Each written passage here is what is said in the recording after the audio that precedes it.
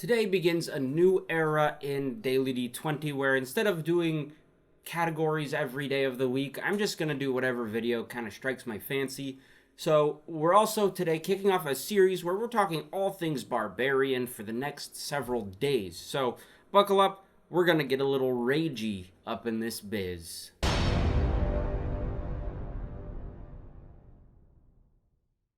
Hey fellow Game Masters, I'm Richard Quiner, and welcome back to the Daily D20, your daily dose of all things tabletop role-playing games, helping you build your world and master your game. And today, like I mentioned before the little intro video, we're talking about Barbarians, and for the next several days we're going to talk about the Barbarians and all the different Primal Paths, or the subclasses the Barbarians have available to them in Dungeons & Dragons 5th edition. So, let's just get into it.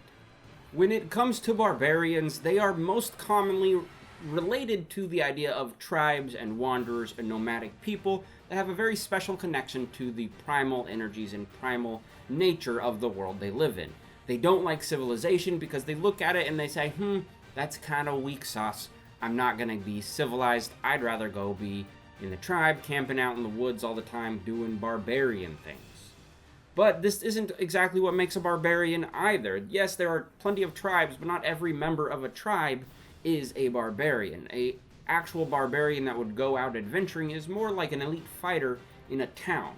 Most town folks you find in Dungeons & Dragons worlds are full of commoners, people who aren't very skilled at combat or things like that, so they don't go adventuring. They just stay at home and have kids and raise a farm. Barbarians are similar. They are the special elite members of these barbaric tribes that decide, I have a special connection to this primal energies of the world, I'm going to go use that and strike out on adventure myself. Now, when we're talking about barbarians, right off the bat, a couple things set them apart from other classes in Dungeons & Dragons, the main one being their hit points. They have the highest starting and highest potential hit points of all the classes in Dungeons & Dragons. Their hit die is a d12, so automatically, right off the bat, you have a higher chance of rolling a 12. Plus, they have a lot of stuff that boosts their constitution. They're supposed to be very tough. They get a lot of hit points very quickly. They are also proficient in all the weapons in the game. They can also wear light and medium armor and use a shield if they want. But there is some reasons why they might not want to be using armor. They have proficiencies for saving throws in their strength and constitution, so it makes sense that those would be two of the highest scores for this class. And in terms of skills that a barbarian might be proficient in, they have animal handling, athletics, intimidation, nature, perception, and survival. And you can kind of pick two of those when you're making your barbarian to give it a little bit of flavor and make it a little more personal to you, so not all barbarians have the same set of skills.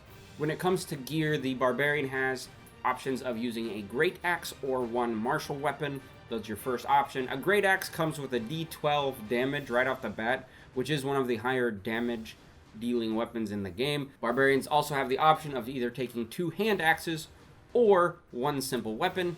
They can also get 4 javelins and an explorer's pack. When building a barbarian, it's good to focus on races in the game that have a high strength or constitution, or even better if they have both. If you're looking to kind of min-max or, real lean into the strength of a barbarian, a lot of players will lean towards Dragonborn, Mountain Dwarves, Goliaths, these large creatures that have a lot of strength and a lot of constitution right off the bat.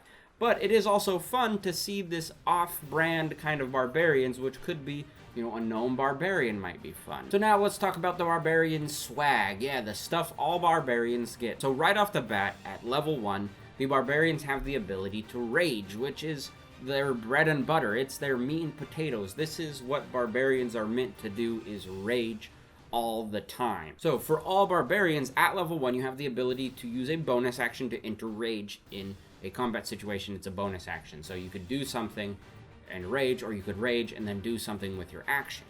The rage lasts for 1 minute, which, if your DM is the type that really keeps track of rounds in combat, 1 minute in combat is 10 rounds of combat, and most fights probably don't even last that long. That's a long time in a combat situation, because that's just how it works. While raging, you also earn advantage on strength saves and strength ability checks while you're in this raging mode.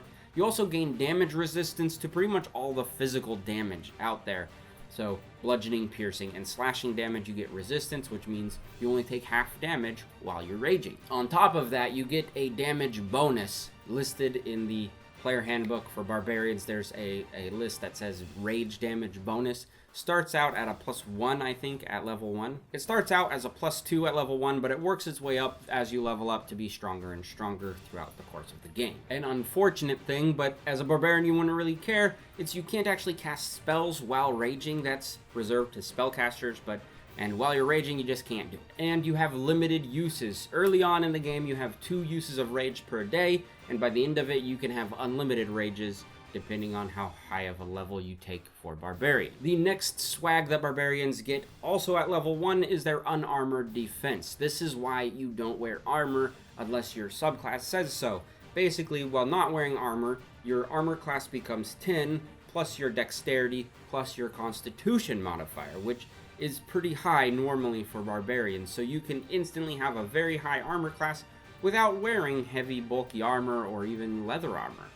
You just get it because you're that tough. At level 2, as a Barbarian, you have the ability to attack a little more recklessly. You're able to attack with advantage on your attack rolls when you decide you want to attack recklessly.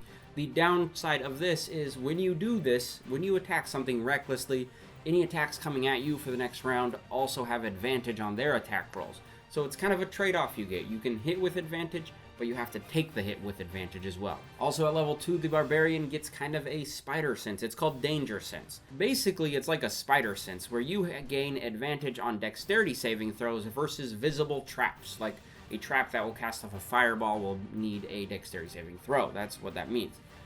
The other side of this is you have to be able to see and hear and move in order to avoid that trap. So that is your Danger Sense, which you get at level 2. At level 3, you now get to pick your Primal Path. This is your subclass, which then makes your Barbarian unique to other Barbarians. There are currently published 7 different subclasses or Primal Paths for Barbarian, which the next 7 days we'll get into. And I think at the 8th day, I kind of want to look at the new Unearthed Arcana, or, playtest Barbarian Path that just came out and see what that's all about. So stay tuned for those in the next couple days. This Primal Path also gives you bonuses at level 6, 10, and 14. So you can see how that can play in and make your character a lot stronger depending on which Primal Path you choose if you hit those levels as well. At levels 4, 8, 12, 16, and 19, the Barbarian has the opportunity to adjust their ability score by raising it by 2 points, any of your ability scores, or raising 2 ability scores by 1 point each, or you have the option of picking a feat out of the feat list in the book, which some of those are also very useful depending on how you want to build your Barbarian. Overall, looking at that, you have 5 levels that give you a chance to raise an ability score by 2, so you have the potential to raise your ability scores by a total of 10 points throughout the course of your game if your character lives that long. That's a lot of power you can bring into your Barbarian, and I highly recommend early on boosting your ability scores in order to get that strength up front, and then use the later higher levels, if you survive that long, to choose feats that might make you a little more nuanced of a Barbarian. Level 5 ability of the Barbarian is the extra attack. There's a common saying that the best defense is a really good offense. Your enemies can't kill you if you kill them first, so at level 5, if you make a melee attack as your action, you get a free one right away as well. So two attacks in 1 action is pretty good. Also at level 5, you get a fast movement ability. You get to add 10 feet to your movement speed, which gives you a lot more mobility. It can get you around the map a lot quicker to kill more things before they kill you and your allies. At level 7, your feral instincts come into play. Now, feral is generally people who haven't been civilized, and that's barbarians, like I mentioned earlier. So it's pretty cool, but basically what this does is, in combat, first off, for initiative, you get to roll that with advantage. So you roll the 2 dice, you take the higher number, then add your dexterity modifier, and that will be your initiative. That's a huge boost to your initiative opportunity in combat. The other side of this is you cannot be surprised in combat situations. Like if an enemy gets the drop on you and your party, you can't be surprised, so you automatically will go when it's your initiative turn, as long as you rage in that first turn. That's the stipulation here for using your feral instincts. So it's like, oh, I get surprised, the enemies are attacking me, I'm okay, I can rage, and I can still hit them right off the bat. It's a really good ability. I think that's a huge power boost for Barbarians. Even having not played a Barbarian myself, I just look at that and I'm like, oh yeah, I can see how that can be pretty useful. At levels 9, 13, and 17, you gain and level up an ability called Brutal Critical. Now this is when you as the Barbarian attack something and you roll a critical hit, a nat 20 as we call it.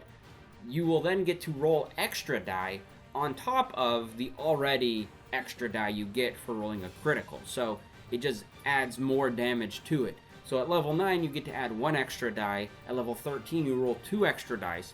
And at level 17, you roll 3 extra dice. So it's more and more and more. So by the end of it, like level 17, if you roll a critical, you're rolling basically 5 dice to see how much damage you're doing to your enemy. That's a lot of damage. And then on top of that, while you're raging, you have more rages available to you. If you are recklessly attacking, you get advantage on things.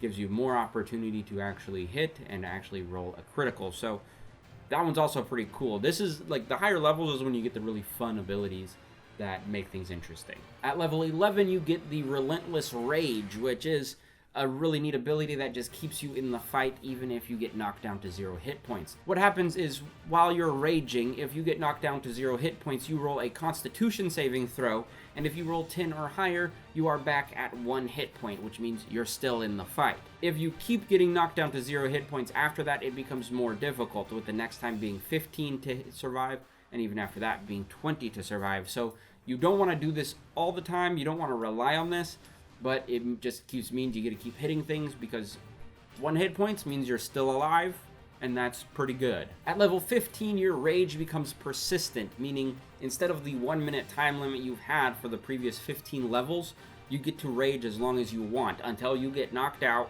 or until you choose to end your rage. So you could get into combat that lasts forever, and you could just rage the whole time. You could just stay raging all the time if you wanted to, and just enjoy the power of the rage as you just live your daily life. At level 18, you get Indomitable Might. What this means is, as you're going through your daily life, and sometimes you need to make a strength check, if you roll this strength check and it ends out being lower than your actual strength ability score, you can instead use your strength ability score as your result, which in that case, by this point in time, you might have a strength of either 19 or 20 if you've boosted it, and so you'll never roll lower than a 20, and then so you'll always have a really good chance at succeeding, unless the difficulty challenge or difficulty rating that your DM decides is like a 30 or something. Then you might have a little trouble. But having an automatic 19 or 20 on strength checks is real easy to do and really fun. I mean, it's like the epitome of Barbarian is strength and power, and this just lets you have it all. And last, at level 20, the Barbarian taps into and becomes the Primal Champion of Barbarians. And what this means is their strength and constitution ability scores get a bonus of 4, or they get raised by 4 up to a max total of 24 if you reach that. By this point, you have plenty of options to get your ability scores up, so you could reach level 20 and have those already be 20, and then you get 4 on top of that, makes it a 24. That's insane. That is a really high, roll modifier right off the bat, because you're rolling strength and constitution. At 24, your ability score modifier, the one you'll add to your dice, would be a +7, which is bonkers. But then on top of that, because you're proficient in saving throws with strength and constitution, those at that point in time would be a +6 proficiency. So with saving throws, you'll never roll below a 13, because that's your baseline stat, would be a +13 to all your rolls. So that's a lot. That's a huge boost to the power and might of a Barbarian. That also applies to your attacks. So think about that too. Like, as a Barbarian at level 20, you're hitting something, you have your strength, you have your proficiency on it, you're hitting already with a +13. So that is the Primal Champion of the Barbarian. That has been the overview of the Barbarian. Stay tuned the next 8 days. We're going to be talking about the other subclasses, the Primal Paths the Barbarian has available to it. And while I'm doing this, I'm actually going to have a poll for each Primal Path, and I want you to go rate them based on the video and what you know about them. So we're going to see which of these Primal Paths is actually the best one for Barbarian, or the most popular, we could say. We could say most popular, we could say sounds the most fun. you know, we'll rate it, and then I'll do a little video breakdown of how things ended out in the ratings. So check that out. Anyways, I've been Richard. Thanks for watching. If you like what you see on the channel, remember to hit the subscribe button and the bell icon to get notified when I upload new videos. You can also click over here to see more videos in this playlist, or over here to see what YouTube suggests you watch from my channel.